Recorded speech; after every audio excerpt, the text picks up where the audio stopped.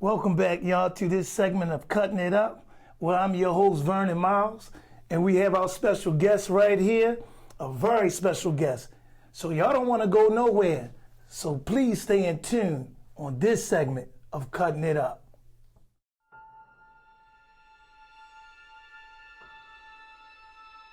Is it something that they gotta get to, like a wake-up call, or what they say, you know, you done hit the ground level?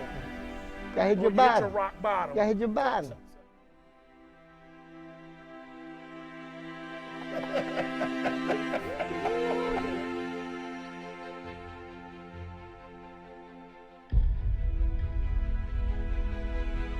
I want to defeat this disease, demon, generational curse, whatever we call it. Honestly, I don't think it's pressure so much. I feel like a lot of women go through identity crisis.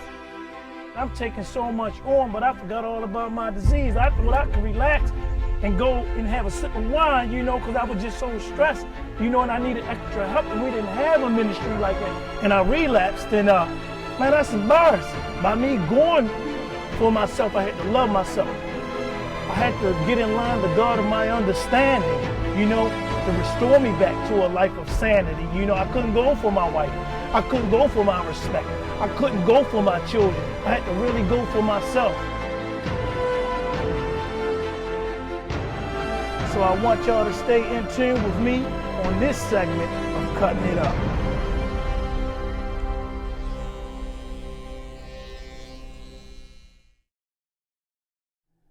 Welcome back, y'all, to this segment of Cutting It Up, where we have Baltimore's own legendary Charles Choo Smith. And I want you, Choo, to introduce yourself just a little bit to the people, to the viewers, of who you are. Well, first of all, man, we gotta be excited about my man got his new show, Cutting It Up. That's right. Man, I'm so proud of you, man. I'm just grateful to be on. Thank you. I feel honored for me to be on your show. And even though you're interviewing me, man, we got to give each other our flowers, and flowers go to you, man. I'm just so proud of you and your family. And, you know, it's just Charles Choo Smith, man, former Harlem Globetrotter, Baltimore native, just love my city, love people, and just got a chance to bless people with my gift, man. And that's spreading my platform to help others elevate and be the best versions of themselves. So I'm honored to be here, man. That's awesome. That's awesome, Choo. Choo, let the viewers know a little bit about your upbringing with your family as a child, from elementary, even through high school, and what triggered your interest to play basketball. Well, you know, Vern, my story is kind of strange, man. You know, Tell 'em. Being an only child, you know, raised by a military father. You know, my dad, Marine, Vietnam vet, warden, ran all the prisons in the state of Maryland, but just very well read, person that always talked about values and principles. And then my mom, you know, big on education, worked at the first African-American bank in Baltimore called Advanced Federal. Her thing was treat people how you want to be treated, show people love and respect. My dad was like, respect is earned, it's not given. And he always said, I got life lessons through sports. So at 7 years old, he put a baseball in my hands, a basketball in my hands, a football in my hands, and boxing gloves. And he said, son, this is the closest thing I can give you. You learn life. You learn determination, you learn work ethic, you learn discipline, you learn these things. And the truth of the matter, basketball was really my worst sport out the four. And the only reason I started playing basketball was because someone said I was too little at 15. Right. So I never played rec, I never played any kind of summer league or AAU or any of that. I was really baseball, football, and boxing all the way. But I was in the projects, Sandtown, Gilmore projects, and the guys that I looked up to, Andre, Mousy Boyd, and Devin Boyd, they were the guys. And they were blocking my shots, slamming me, saying, boy, this ain't baseball, football, you sorry and you small. You know me, V. That hard. Yeah, you ain't talking to me. That's so right. I'm like, so I'm in the 10th grade. So that summer I started playing summer league ball, played in this church league. and we won the championship. So then I went and tried out basketball, broke my leg, messed my leg up. And high school baseball coach, I was really, really good in baseball. Could have got drafted. So I played varsity 9 through 12. So he was like, man, you messing us up. You need to baseball. So I didn't play. And then my senior year, I just had this love and this thirst for the game. And I just kept playing and playing. And that summer, I had a great summer. And then I went back, tried out, made the teams, starting. And then we started being ranked in the city. We upset #1. And then it started snowballing. Then I just started loving it, man. And it just started being a freedom of expression. I love to compete. I want to go against the best. And that's how it that's the foundation of it. That's right. That's that competitive nature in you, Yes. that's what attracted me to you. That eye of the tiger, and other men and brothers need men like you. Choo, share with me your journey with basketball at City College, and the transition from Bowie to UDC College. Ooh. Talk about that some. Let the viewers know about your journey. Well, I'm always going to be honest with you. I wasn't, even though I caught up and I started playing well in high school, I wasn't the best. My high school coach was a little hard on me because I tried to play flashy. I like to put the crowd into it. And he thought I needed to be a little more fundamental. Right. And because I wasn't fundamental as a young age, I didn't have that foundation. I just knew what I saw on TV or what I seen in the park. Mm-hmm. So after my high school year, I had some Division IIs, and I had a lot of baseball scholarship offers. And the truth of the matter, Vernon, I didn't even go to college, straight out of high school. Mm-hmm. I started working at this job called New Jersey Steel, and because I wanted a car, I wanted some money and things. Right.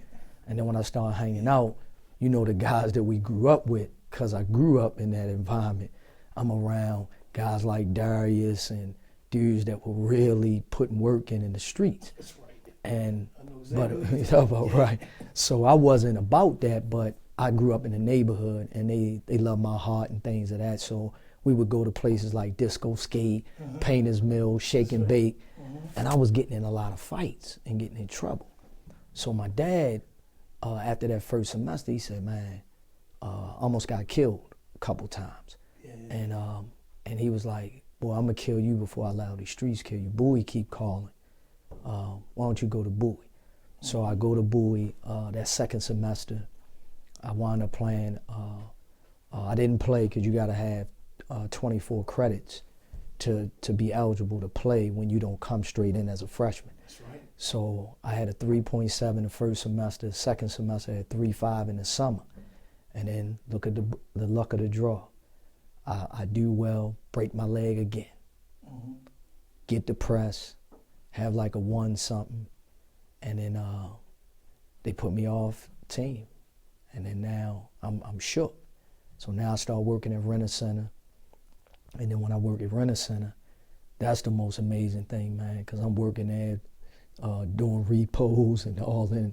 Mm-hmm. So then I hit a little girl, and that was really deep for me, because now I'm like, dang, my basketball career ain't going well, some other challenges, and I hit this girl, and I wanted them to throw away the key, and I thought I was going to get charged, and they wound up throwing it out, and she died in my arms. So that was like a real game changer for me.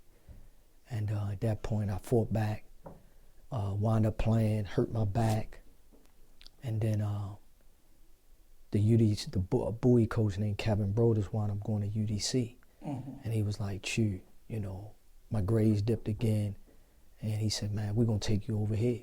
And I wound up coming to UDC, and I played 3 years, and what a great career, man. That's awesome. Yeah.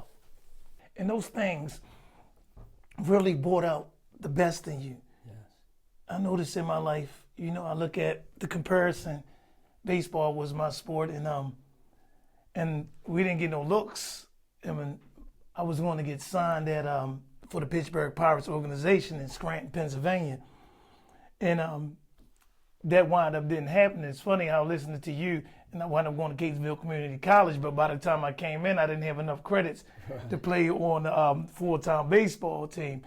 And I went straight into, went back. I wanted to get a job working at General Motors. But those are things right there that seem like they start to build up that foundation in your life. But share with the viewers the successes you accomplished at UDC and how the city even prepare you for collegiate sports. Well, this is the thing. When I went to high school at City College, they were 4 of the greatest years of my life. And then the foundation of growing through a tough city. And those guys were better than me. I got a lot of bumps and bruises learning. By the time I got at UDC and I started playing, my thing is always team, Vernon. Like, I may can score, I may can do certain things, but I got to get all guys lined up so we can be one accord to win. And that's what we did. Wound up being all-time assist leader for school history, wound up being all-time steals leader. First time in 10 years we had a winning season. And with that being said, it helped me get a chance with a rookie free agent workout with the New York Knicks. And that was something my senior year. I'll give you a story. My senior year, we're playing against Ben Wallace. And a guy that worked with the Knicks was our facilities manager. And he said, man, you having a great senior year. The Knicks and many pro teams are coming to see Ben Wallace play your last game of your college career in your home building. And I was like, what? So only averaged 13.6 and about 7 assists a game. But that game, Vern, that's the only reason why I'm here today.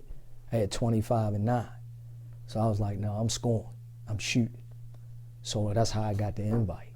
And that changed the trajectory of my whole entire career. That's amazing of what you accomplished. Because anybody know about Baltimore basketball in the in this environment coming up and how good the basketball players are in almost each era. And a lot of times when you don't give up on your dream and you keep on rising up, you will be noticed. And I just wanted the viewers to hear that, you know, because a lot of times people don't see who you are, but if you really believe who you are, you keep on going with that grit, you'll rise. And to get a New York Knicks, you know, to get in there into a rookie camp, man, that's amazing. You know what it is, though, Vern? That's why I love you and your children. You know, a man's presence is very, very important. It doesn't matter if you've been through some tough times. It doesn't matter, but it's that presence. And my dad, man, he just helped me. I don't think people don't have the mental toughness that I have.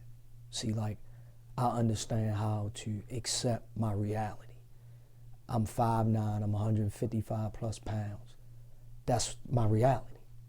I'm not 6'3", I'm not 6'5", but I'm gonna put the work in as if I'm 6'10", and I'm not afraid. I'm okay to get an L.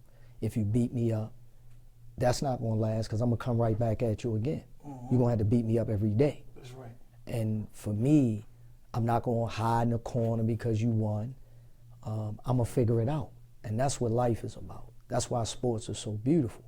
You have to show up every day, because you can be great on Monday, and everybody can say, oh, he the best player, but there come a Vernon Miles that he built like you built. He coming from what everybody say you good. And then you got to be ready on Tuesday. And then you got to be ready on Wednesday. That's right. So he trained me to understand you're only as good as the day God gives you. So you can't be good one day and then you be mediocre tomorrow. Just have those. Consistent. Yeah, you got to be consistent. So that's what this game shows. You know, it's like Macy's window. Everybody seeing you miss the layup. Everybody seeing you get crossed up. Everybody see you got attitude. Everybody see you ain't a good teammate. Now you can try to fool, but it's on film. It's on film. You can't hide from it. So you might as well give your all. You might as well put the best foot forward, and just, you know, be freedom of expression for a sport that you say you love. This is a game that we love and we enjoy. That's right. And that's how I took it in my career. Very highly respected, game. And it's one thing when you said about my kids, and I told them, I said, the way you playing the game, I want to see you give that effort and some more at practice. I said, because practice is going to bring that dog out of you. That's it. You playing around in practice, you can take an injury when the game starts just because you're not giving it your all when you're trying to develop yourself in practice. But tell me about your experience after, after that tryout with the New York Knicks. Tell me about the next phase with the Harlem Globetrotters. Now, that's where a lot of us know you from, and seeing that emblem and seeing that curry. But that's powerful as a person who was contracted with the Harlem Globetrotters. Share that experience with us today. So Vern, again, sometimes it's not your plan, it's what God has planned for your life, and you got to be obedient. Say that again. It's His will. Yeah, it's His will. It's always His will. We can all have these plans, but you got to stay the course and just believe in what it is that you're supposed to do daily. So when after the Knicks situation, the lockout came, and I didn't get invited to the veterans camp because of lockout. And I went overseas for about a month, and they sent me back. They sent me home because they picked another guy. And just understand the adversity and the mental toughness you gotta have. When somebody sends you somewhere, you wind up winning the cup for preseason, you're 5-1, and they still say it's not enough. They want to bring somebody else in they feel is better. And then you gotta come home. So when I came home at 25 years old. And my mom is like, you gotta get a job. And I'm like, get a job? What do you mean? So parents was. So, first of all, I was hurt and crushed because I was like, you gave up on me? I've been playing sports since I was 5. Y'all put me in here. Let me ride this till I decide. But they were seeing it for what they saw. So I went and started working at PricewaterhouseCoopers. And the irony on that is so funny because this is how crazy I am. So the first day I go in the office, I let the manager know. I said, sir, please let me have at least 3 hours, or let me get off, or you can take my whole check. I just have to do something. So he's like, how you got the audacity, your first day of work. But what I did, Vernon, was the building had 7 floors. So it was 7 floors of employees. So I went to every floor and introduced myself to every single employee.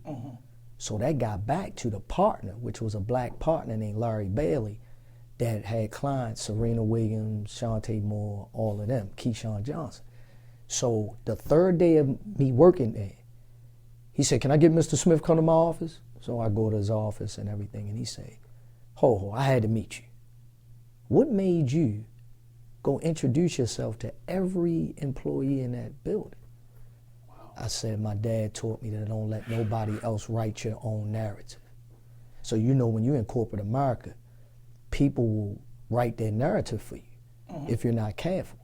So I wanted to break through the nonsense and get to know people before I start my job. And that's what you gotta do to kids. That's what you gotta do in relationship. You gotta build so trust and engagement and all that can take place.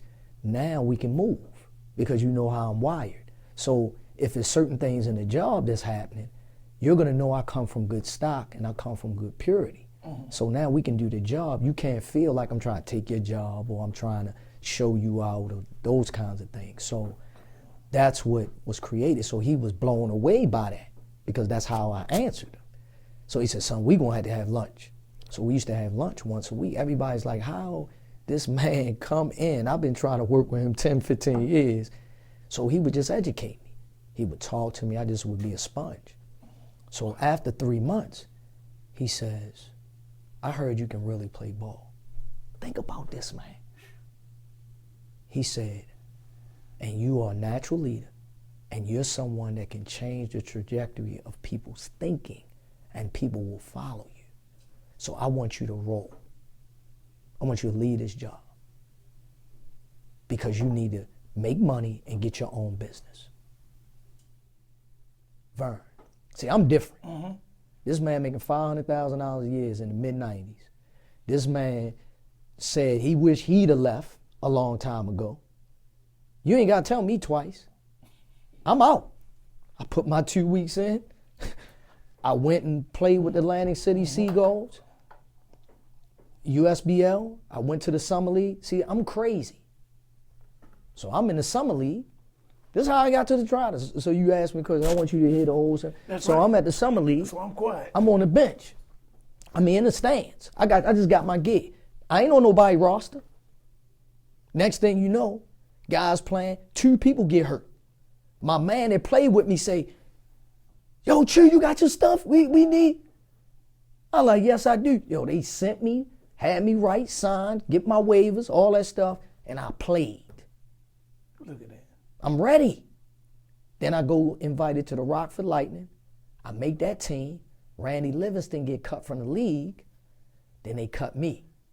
Then I move down another step. Mm-hmm. I'm with the UA Harrisonburg Horizon. So I started playing with them. They fell in love with me. Then the Globetrotter representative was there. Wow. He said, you a Globetrotter. He said, I'm sending you right now.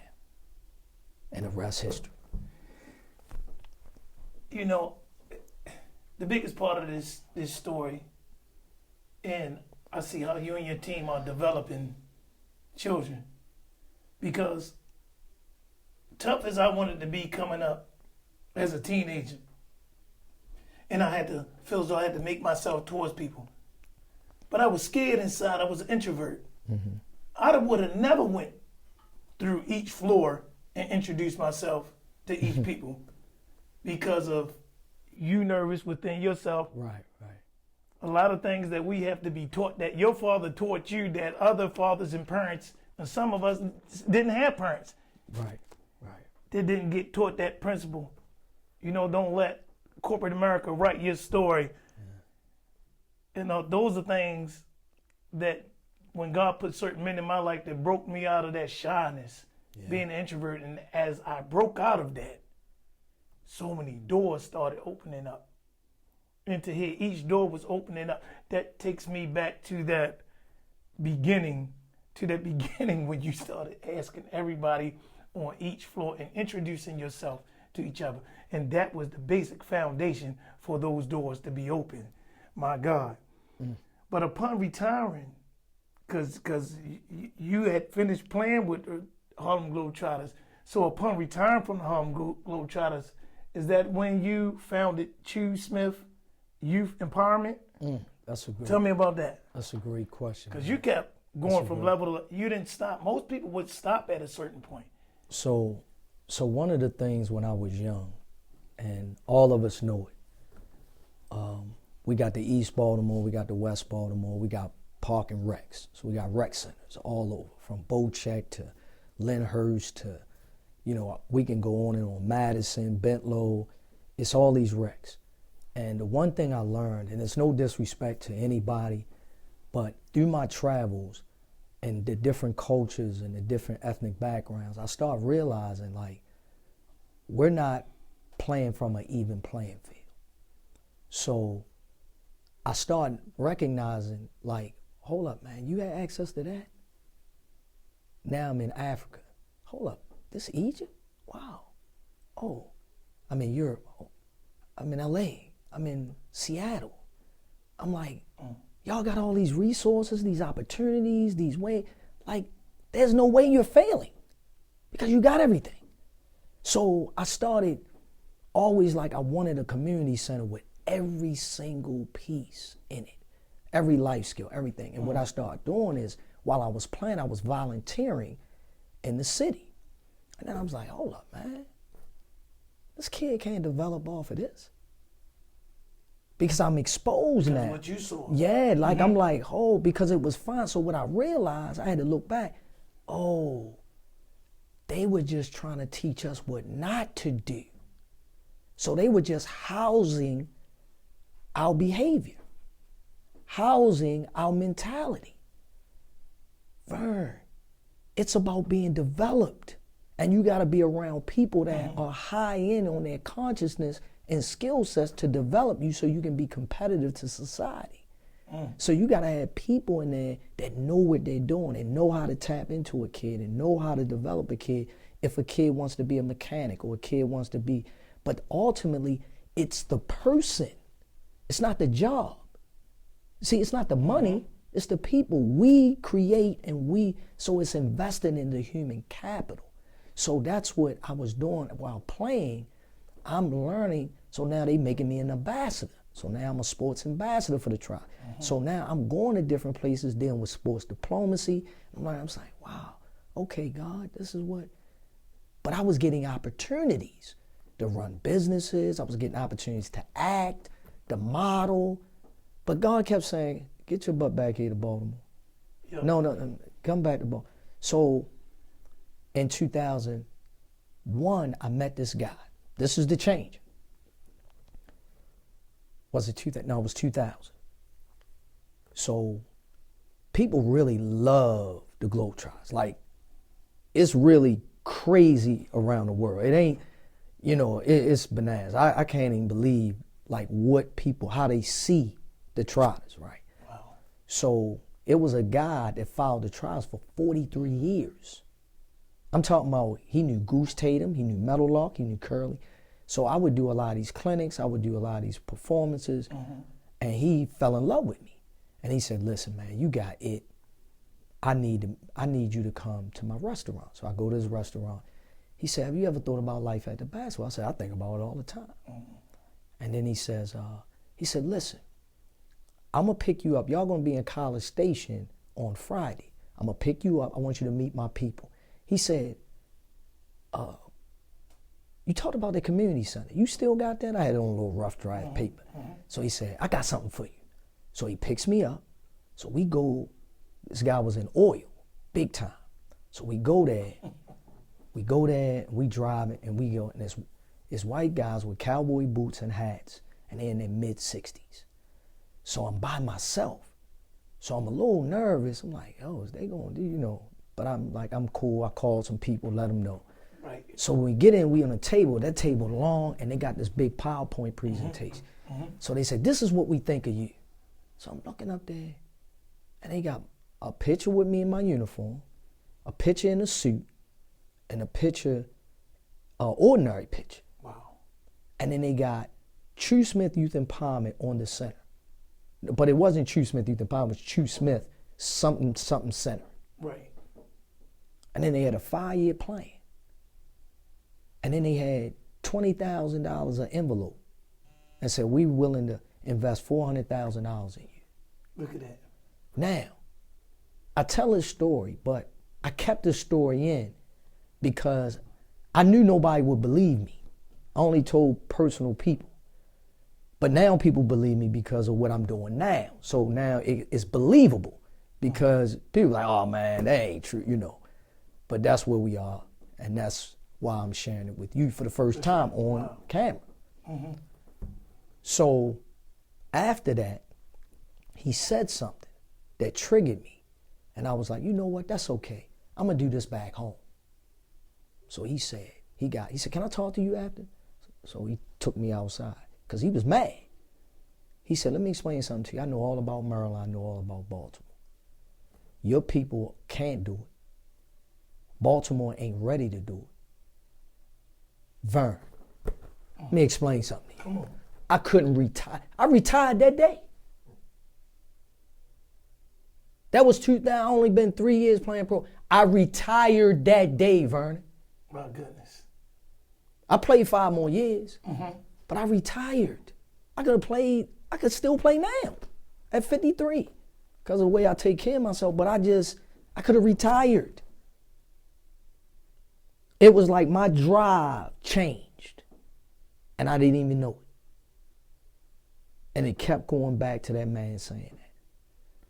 So when I retired, I started Choo Smith Youth Empowerment. Your kids started with me right there. That's right. We had 40 kids, and then I started really realizing, okay, God, this is bigger than me, and let's do it. Explain the 4L for philosophy. So one day in 2007, so we started the camp in 6. So in 2007, I'm just playing with it. We got the team together. And I was like, we need a mantra, we need a theme. And I said, we need something like, I know we love people, I know we learn, and I know we live and we lead. No, I said it just like that. Vern, you don't understand. I said it just like that. I didn't plan it. It just came out. That's him. And everybody's like, that's it. And then I thought about it. I was like, oh, you gotta love what you do. You gotta learn what you love. You gotta study, you gotta practice. And then after that, you gotta live what you learn. That's right. Now, everybody sees you. Now you're celebrating, you're excelling. Now you're a leader just because. So now you gotta love, learn, live, and lead. And I added another L just recently. Okay. And that L is legacy. My goodness. So now you create a legacy. You know, Something that you have to pass down. Yep. Awesome. All right, Choo, with camp and basketball teams and leagues and empowerment, Son going and everything, how do you keep your student athletes and parents calm through the process of becoming what they dream and hope to become? How do you keep them calm? Because that process is long. Yeah. I mean, I went with that process with you through elementary, middle, high, after high school, and it gets challenging and testing for families. How do you keep that child and families calm to stay focused through the process? Vern, that's a good segment to address. And I think it's the number one thing that we have to understand. You have to trust the process. It's a process. See, my dad always taught me, don't skip steps. You gotta struggle, and you gotta go through adversity, and you gotta get people to not want you. You gotta get people to say no. You gotta go through that, because when you're talking about professional sports, when you're talking about college sports, it's a business. And they will look over you quick, because it's about making money and it's about elevating brands. So That's right. You got to be able to understand that it's not personal. So you got to create those things at an early age to say, no, you got to sit the bench right now. No, you got bad attitude. Parents want that microwave society. Come on. And it doesn't work like that. These coaches don't care about your feelings. They don't care about none of that. They have to win. And the other thing is they're feeding their families. So they only got 3 years to impress when they get a job. So they gonna bet on you who is spoiled, who just have to have their way. No, it don't work like that. So I try to bring the parents in, our staff, we bring the parents in for orientation. Come on, Choo, help some parents, help a family. Come on. We let them know, like, this is what we're giving your kid. We're gonna be fair, we're gonna be loving, but we're gonna be firm. And we're gonna give life lessons through the game of basketball. So it's just certain things that you have to have and you have to do. And we don't compromise. We don't care if you're the top 50 player in the country, you're the top. These are the rules. Gotta get it. And if you don't abide by these rules, you can take your kid and go. See, when I was coming up, my dad studied the program and he dropped me off. And when I came back with some mess, he said, I'm not trying to hear that. I already know Mr. Stevens. I already know Mr. Take your butt back in there. Outside of them abusing you physically, they can say what they want to say and they can do. Handle it. Bring back the messaging, and I'm going to tell you how to deal with the message that was given. It ain't what they say. I mean, it ain't how they say it. It's what they say. You got to listen to the information. So I start being immune to things. So what we do with them is just get them to understand, trust us. All we doing is reiterating what you giving them at home. And I give them truth. Your kid is not good enough. Kid don't have a right hand. Kid can't shoot. I'm here, get in the gym with me. That's right. You know, Vern. You got get in the gym. You have training all throughout the week and training through the camp. Yeah, we'll we'll erase all those flaws. And you got to be honest with them. And those parents, as you look at the Wall of Fame, the parents that listen, their kids been successful. The parents that don't, it's be challenges for them. Yes, it does. And one thing I respect about you, Choo, it's not just about the kid. You care for the parents. As I was a young parent in your program, like 20 plus years ago, Yes, you know, you have to deal with a lot with the parents. Oh, yeah. You know, me, I was a strong parent and a humble parent at the same time. But then sometimes us parents have issues. Sometimes that we don't even know that we have issues. And I thank God that you was real with me. And you was like Vernon, being a strong person. I ain't backing down from you, Vernon, because you got a lot of love in you, man.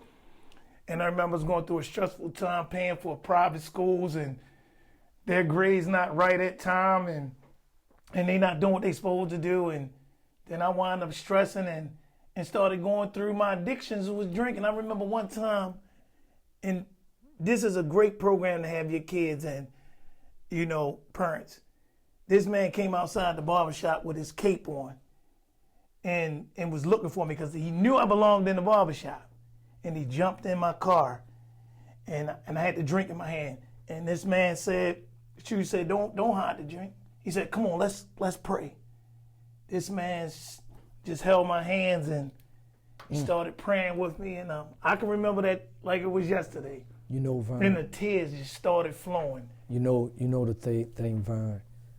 And that's the problem. We have to have empathy, and we can't judge, and we got to understand that we are all in this together. Yes, sir. When you start trusting me, our relationship, because, you know, people use kids, people abuse kids, and I just wanted you to understand, dude, I'm here for you. Right. And I love you. Yeah. And if we got to go to blows, we'll fight, and then I'm going to love you more. And you said that. Yeah, like we can, because right. Sometimes we got to get in the grass. Yeah. And if we get in the grass, and because I'm not going to hurt you, and I'm not going to allow you to hurt me to the point where we going to survive, but sometimes you need a punching bag.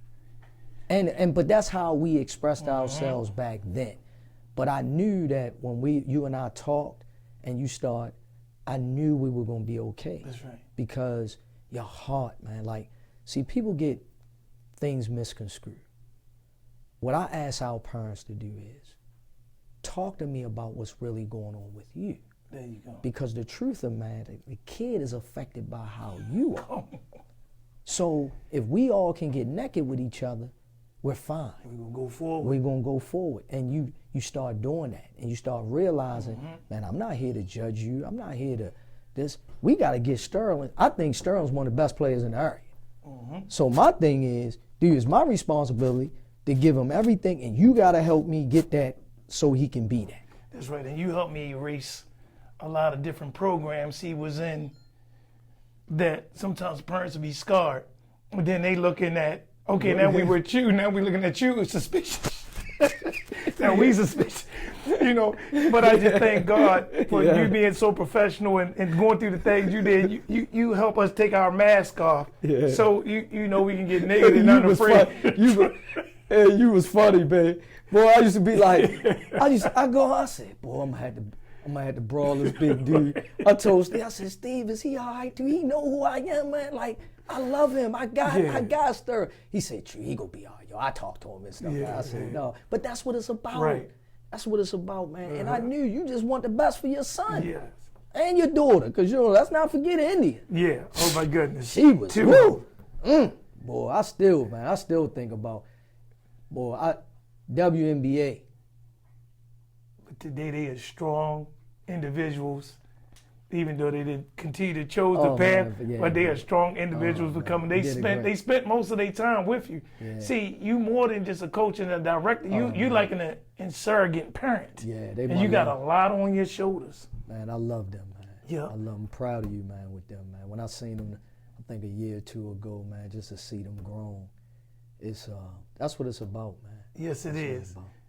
But with your student athletes and families expanding under the Youth Empowerment, Choo, tell us briefly about the importance of your staff. Oh, Who is Karen Bullock, and why is she so pivotal to your organization? well, you know, man, a lot of people have come and gone in this organization. And Miss Karen came 15 years ago, and she just wanted to volunteer and do some work with teens. Mm-hmm. And the one thing that really impressed me about Karen those many years ago is people were starting to hate on our organization because we were doing a lot with children. We had all these kids. So they tried to shut us down in Newtown High School. Mm-hmm. And the truth of the matter, they did. And Greg, one of the kids' father, brought her in to meet with me. And I seen something in her. You know, I was like, at that time, I wanted to be my PR person. Mm-hmm. And because I thought her spirit and her personality would just really be great to do that. But she started coming a lot and started being around and started seeing. So one day when we didn't get the gym, she said, I'm gonna go get the gym.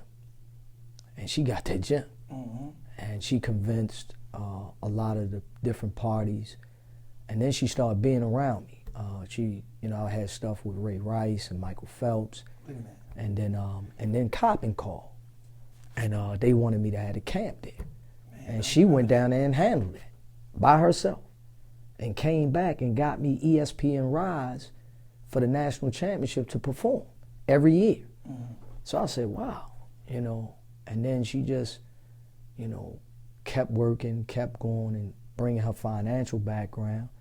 And, at the end of the day, Miss Karen just has a heart for these children. Yes. She loves these kids, and she's a good person, and that's what it's about, Mm-hmm. She's been here a long time, and I'm grateful that she's spent the time she's had. She's given long hours, and, I know I'm a pain in the neck, at times Mm-hmm. with her, but I see the greatness in people, and I just want you to be your best version of yourself, and that's just what she is about, That's and awesome. a lot of the other staff members. Yeah. That's awesome. Tell us a little bit about your family and children and the challenges it takes for balance to still be successful with other families in building, the empowerment. Well, man, I'll be honest with you, Vern. My children is everything. I tell everybody I'll give all this up for them. I think we're defined by our children. I think that if you're not a great father to your children, you're irrelevant. That's right. They didn't ask to be in this world. No, they didn't. And, I call my kids bumblebees. Yes, you did. I'm proud of them. Sometimes when I used to be out of town a lot, I felt like I was missing opportunities, but because I'm the person, I wake them up. I was the person that took them to school, the person to pick them up, the person to eat, feed, and they listen to me all the time. I just built a real great foundation with them. And my oldest, Yanni, 17, she's at college at Dell State, doing well. My mid kid is my son. You know how we are about our rocks. That's right. My son, 15, and they both birthdays are this month. They be 16 and 18. He's in the 10th grade. He's playing well down St. Francis. He has a chance. He's doing well. Just a great human being, like my daughter. My daughter's my twin, Mm-hmm. my oldest. And then the youngest bumblebee, Layla. She's 13, 8th grade. Just a woman's woman, her own personality, just doing her thing. So the balance is it's all about them. I'm doing all of this because of them, everything. I just want them to have a better way than I had, and just have them carry it out and just enjoy life, and not put stress, because we taught the stress, and I want them to be free and never be fearful of being great.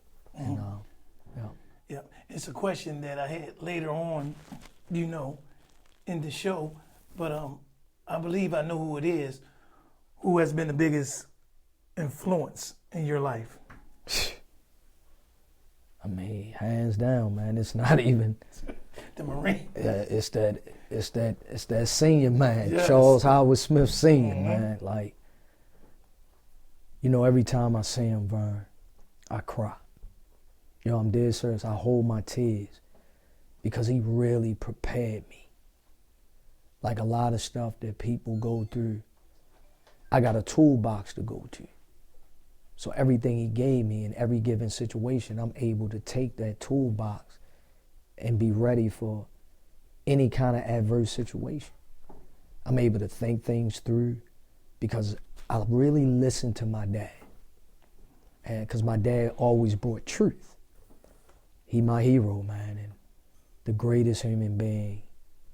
Just the reason why I exist. And I just want, you know, I want to make him proud. I tell you this one last thing on my dad. Last year, I think you came to it. We had the thing on the property that we Like the had. soft grand opening. Yeah, the soft grand opening. We're gonna talk about that. But, And okay. and it was a video. They were videoing all of you, and they videoed him, and I didn't know. And he spoke about me. You know, I spent 53 years wanting to hear what he said. He never told me he loved me. He never said how proud of he was of me. But to hear those words meant everything. In that generation coming up, our fathers was tough. Tough, yeah. I'm like, man, do you love me? Yeah. Yeah. But as we get ready to get close to the end, just I want to hear about, you know, the big three with Ice Cube and how that connection came briefly and where is it going to now? Well, probably about, I have a good friend that I've known almost 30 years named Jerome Junkyard Dog Williams. Played 10 years in the league, played with Allen Iverson at Georgetown. Me and him were really close. We went to Israel together, done a lot of things. So he got picked up with the big three the first season with Allen Iverson. And he called me and was like, Choo, I need you to come to this camp. We're doing a camp in Dallas, 300 kids. And we did the camp, we knocked it out, and Cube was blown away by the camp. So he said to Jerome, let's create a young three, a community component. And I want you and Choo to run it. And that's what happened. We did it for 6 years. And it was amazing, man. Like, and big shout out goes to Cube, man. Really, what I was impressed is he was hiring a lot of us. And what made me a little upset, I didn't think we appreciated him like we were supposed to. I did. I mean, he was giving the minimum $2,000 a week for people. People was getting anywhere from $2,000 a week to $25,000 a week. When you got a man of color giving you an opportunity from May to September, paying that kind of money and empowering us, I broke my neck. I worked like I was a slave. I got a good piece of penny, but I just wanted to see him win. That's right. And we were doing good things to see him, and he's just a great guy. Proud of him, and love him giving me that opportunity, and it's helped with my platform as well. Yeah. And finally, Choo, please share with the viewers about this awesome project right here in Baltimore City called Baltimore Rise Communiversity. Communiversity. Take it away, Choo. Well, Vern, man, it's, again, if you think about the journey, God blessed us. I had been trying to get a piece of land for about 14 years. And finally, Miss Kern, probably in 2019, she got Green Spring, 4701 Green Spring Avenue location. It used to be called Kip Academy, and it's called Roland Patterson. So it's about 20 acres of land. And at the time, I always wanted a youth empowerment center, like I told you. And we got the land, and we put the LOI in. And so over a couple years, we were trying to work some things out. And I just had this dream of having wraparound services on one parcel of land that the whole entire community can benefit from, children to mid to seniors. And it's called Arise Baltimore, the community that serves and loves. Welcome to the oasis of opportunity. So even though it's African American owned,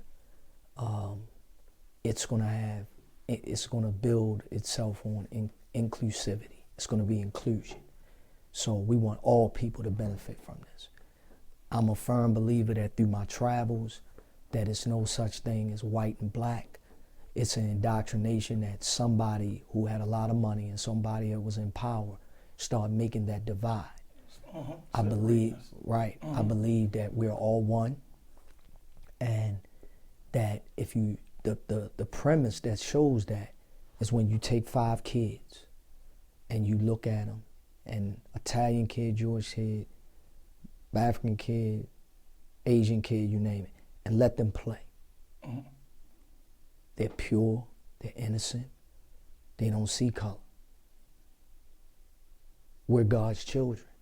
That's how he really designed us to be. So when you think about it, we need to start changing our mindsets to be that. So that's what this community is about. It's about love, it's about development, it's about investing in human capital. And God has blessed us, man, and right now we're in the final stages of really launching it.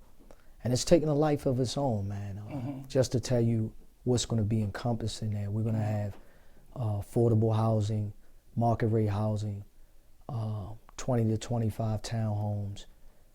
It's a food desert, so we're going to have a market, some retail stores, and then we're going to have a big youth empowerment center that's going to have workforce development. We got the fields, and then the crazy thing, we attracted a partnership with Stadium Authority. So we just got awarded the 2028 Youth Olympics. So we're going to be doing that. We have partnerships with SEC, the Security Exchange, that's the #1 financial department in the world. So we got partnerships with them. We signed those MOUs. We got civic engagement, teaching people about the power of vote, political advancement, and being able to have a voice in your own communities, and teaching children that. We have a partnership with Park and Recs. We're in like 9 of them. We're getting ready to be in 20 more. So they'll be the mini satellites for the community. Now, the thing about it, it's taking a life of its own, Vernon. We just got wind that family officers came to us, and now it's going to be in 14 cities. Oh, look at God, man. And we just got awarded. They have to deploy 120 billion, and they've already given us access to at least 10, 20 billion dollars now. So our first phase is Baltimore first, Detroit, Houston, Atlanta. And then we got the other phases. So Ray Lewis is partnering up with us. So it's a lot of people, man, and we just feel good about this project, man. We think it's going to change the landscape of our thinking. Yes, and it's going to help empower our young people so they can stop killing each other. You know, my thing is the deaths in our community, and that's what this is about. I challenge the city to help us help them make this a better place. You know how we love our town. Yes, and I think we have the greatest town ever. I just think we got to change the optics of our town and have people like you all, you know, managing the equity of our thinking as it relates to our young people. That's right. Yeah. That is awesome, Choo. Is there any way people can go to your site and sew into the community? Yes, you can go. We have certain different ways of getting to us. We have the community website. We got choosmith.com. We got Arise Baltimore. So we're just trying to, you know, elevate all the different platforms to come in. And more importantly, we want to get to know you. It's not always about the money. We're going to raise money. We're going to get money. But my thing is the people. I want to get everybody together, and I want us to have real movements. We do too much of this. We do too much of riding and walking, and let's put that work in. Together. Yeah, let's put something together, and let's trust each other. And I think Baltimore knows that my heart is in the right place, and I think that you got some people that don't want to see you win, and you got some people like, oh man, he ain't gonna get it done or whatever. But this is a big thing, man, and I finally took ownership on it, Vern, because I've always wanted to put other people up, but I had to own it, man. It's me to lead this charge. That's right, and it is. And I'm going to do it, and I'm willing to go through whatever. And it's been challenging, depleting a lot of your funds, wondering what's going to happen next. But you gotta stay with it, man, because if you're not going to quit, if you quit on you, you'll quit on anything. And how can I be a hypocrite to say, fight through all your adversity, no matter what the roadblocks, and then I'm going to tell this kid to do the same? That's right. It starts with you. Yeah. One favorite scripture of mine that I love to read, and that's something that you gave to me because I didn't really understand. You always kept saying, Bernie, you got to trust in the process. And I go straight to trust in the Lord with all my heart. All. Lean out into my own understanding. Acknowledge his ways, and he will direct my paths. Because God is with you, Choo, and you're not going to be able to do this by yourself. So we give him much as we can, and then we go to pray and go to sleep in peace because he got the rest. Because when we're not going to sleep in peace, that means we're not trusting in him, in his process that we have for, that he has for our life. So that leads me to the last question I want to ask you. And some say, you said the last L was legacy. But the last question I want to ask you, when this life on this side, Choo, is all said and done, and God calls you home, how would you like to be remembered? You speak to the viewers. How would you like to be remembered? Well, that's probably the toughest question for me to answer. And I'm going to answer to the best of my ability, yes, my good brother. That's right. Please help me with this. So the other day, someone was asking me about, Choo, how are you accomplishing all these things? And the thing that I say more importantly is that I surrender. I surrender to allow God to use me to do what he wants me to do and not what I want to do. So it was a time when, so I'm a part of the NBA Retired Players Association. And Karen and Harold and team was like, Choo, you got to get on the board. I didn't want to get on the board because I didn't want to deal with all the mess that comes with it. Mm-hmm. But God said, did I hear you? Did you hear me? I'm talking through them. It's not about you. I need you to get on that board. So I'm going on the board, and then shortly after going on the board, they make me the chairman. So I'm the chairman of 1,700 players. I'm the chairman with Dwayne Wade, Michael Jordan, Magic Johnson, Adam Silver. They're dealing with me. So I'm saying, why me? And then God say, why not you? Own the gift. So I went around about to get you to understand that our Lord and Savior, the God that we serve, that gives us air, that have us functioning the way we function, sometimes you don't need to know what it is that he has for your life plan. You just got to get up every day and take those things that was embedded in you and allow God to do his work through you being obedient to that process.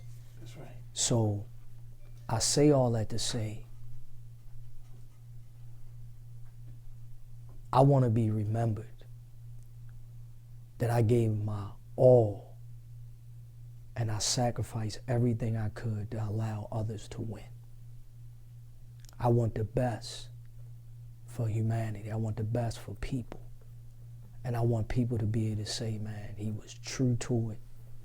He loved, he authentically, purely, genuinely wanted people to be better and win and elevate and be the best version of themselves. That's it. I don't need to get credit for nothing. I don't need to be the biggest financial person. We getting ready to get billions of dollars. We've been getting a couple millions of dollars. Vern, I just want to be comfortable, but I'm giving it all away, man. It doesn't define me. What defines me is good people like you. What defines me is when we see each other, there's a love there. What defines me is that you know that you can depend on me for what I say I'm going to do. That's right. And what I can't do. That's it, man. And I want my children to say that Daddy gave his all for them. And that's really it, man. That's really it. Well, there y'all have it, y'all. The legendary, my brother, and I love him, Charles Choo Smith. And we just want to thank y'all for tuning in with us on this segment of Cutting It Up. And we'll see y'all next time. Love you. Peace. My man.